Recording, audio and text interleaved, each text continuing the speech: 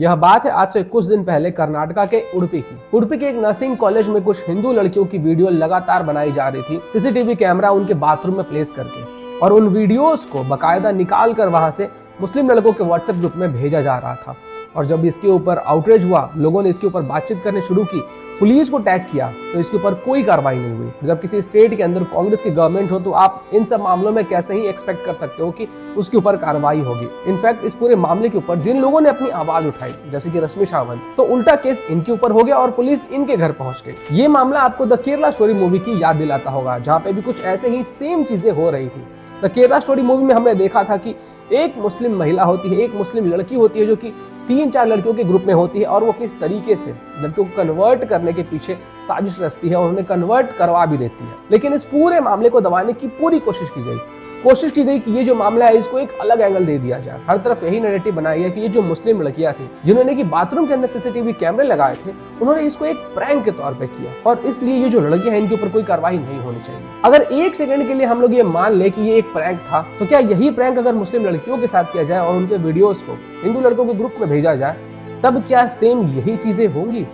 मुझे नहीं लगता। और आप ये सोचकर देखिए कि इतना सब कुछ मामला होने के बाद जब 6 दिन, 7 दिन, 8 दिन गुजर जाता है, तब जाकर इस मामले में कहीं एफआईआर लिखा जाता है। और कोशिश की भी क्यों ना जाए, हमने देखा है कि जब कर्नाटका के अंदर कांग्रेस की गवर्नमेंट फॉर्म हुई थी, तो उसके बाद किस तरीके से जो मौलाना थे वो निकलकर बाहर आ रहे थे और वो कह रहे थे कि हमें अपने एमपीज चाहिए, हमें अपने मिनिस्टर्स चाहिए जो कि आपके मिनिस्ट्री में काम करें। और अगर हम लोग कांग्रेस की बात कर ही रहे हैं तो फिर मध्य प्रदेश कांग्रेस की बात क्यों ना कर ली जाए। अभी कुछ दिनों पहले ही एक विकीलीक्स का डॉक्यूमेंट लीक हुआ। उन डॉक्यूमेंट्स में ये बातें सामने आई कि कांग्रेस के एक बड़े लीडर जो कि कमलनाथ जी हैं, उन्होंने हमारे न्यूक्लियर प्रोजेक्ट्स के बहुत सेंसिटिव इंफॉर्मेशंस यूएस को दिए थे। यह बात है 1976 की, जब अमेरिका के 2 बड़े डिप्लोमेट्स की मीटिंग होती है संजय गांधी के एक बहुत ही खास, बहुत ही करीबी व्यक्ति के साथ, और यह व्यक्ति थे कमलनाथ जी। इस मीटिंग में चाय पे चर्चा चल रही थी, दोनों तरफ से बातें हो रही थी, और चाय पे चर्चा करते हुए कमलनाथ जी कुछ ऐसी बातें अमेरिकन डिप्लोमेट्स के सामने रख देते हैं जिसके बाद कि उनका दिमाग खराब हो जाता है। हमारे देश की राष्ट्रीय सुरक्षा से खिलवाड़ करते हुए हमारे जो सीक्रेट डॉक्यूमेंट्स थे, सीक्रेट इंफॉर्मेशन थे हमारे न्यूक्लियर प्रोजेक्ट से रिलेटेड, उनको वो पास ऑन कर देते हैं अमेरिकन डिप्लोमेट्स के साथ। जबकि उस समय पे पूरे दुनिया भर में ये माहौल था कि यूएसए हर एक देश के ऊपर निगरानी रख रहा था कि कोई भी न्यूक्लियर बॉम्ब ना बना ले, न्यूक्लियर एक्सप्लोजन ना करे, न्यूक्लियर प्रोजेक्ट्स में शामिल ना हो, क्योंकि यूएसए ये नहीं चाहता था कि किसी भी और देश के पास न्यूक्लियर पावर हो और उनका जो दबदबा है वो किसी और कंट्री के सामने फीका पड़ जाए। और हमारे देश में उस समय ये माहौल था कि हमारा पड़ोसी मुल्क जो कि हमसे कटकर अलग हुआ है, वो हमारे ही देश को बर्बाद करने में लगा हुआ है। एक तरफ जहां पे कि चाइना हमारे जमीन को धीरे धीरे स्लोली कैप्चर करते जा रहा है, वहीं दूसरी तरफ से पाकिस्तान हमारे ऊपर अटैक कर रहा है, हमारे देश के अंदर आतंकवादियों को भेजता जा रहा है। और इन चुनौतियों से लड़ने के लिए जरूरी था कि हमारे देश के पास न्यूक्लियर पावर हो, जिससे कि हमारा जो दबदबा है वो पूरे दुनिया के अंदर कायम रहे और हमारे देश के आसपास के जो चिंदी मुल्क हैं वो हमसे डरे, थोड़ा दूरी मेंटेन करें। लेकिन कमलनाथ जी ने पता नहीं क्या ऐसा सौदा किया, उनके मन में ऐसा क्या था कि उन्होंने हमारे कुछ न्यूक्लियर प्रोजेक्ट के top secret informations American diplomats के सामने खोल कर रख दिए। और ये सब जो डिटेल्स मैं आपके सामने लाकर रख रहा हूं, ऐसा नहीं कि ये किसी इंडियन मीडिया ने रिलीज किया है,